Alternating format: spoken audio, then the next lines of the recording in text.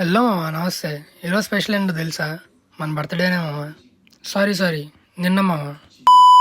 ఇంకా నైట్ అయితే ఇంట్లో సెలబ్రేషన్ చేశారు. మన రూమ్ అయితే చూడండి ఎలా అయిపోయింది. ఈ రోజు గనక కటింగ్ చేసుకోకపోతే ఇంట్లోకి కూడా రానినంది మా అమ్మ అయితే.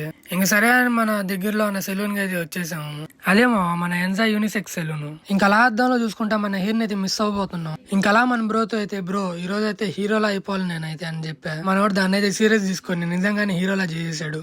ఇంకా జుట్టుకు ఒకటే మేకవర్ ఇస్తే సరిపోద్దా?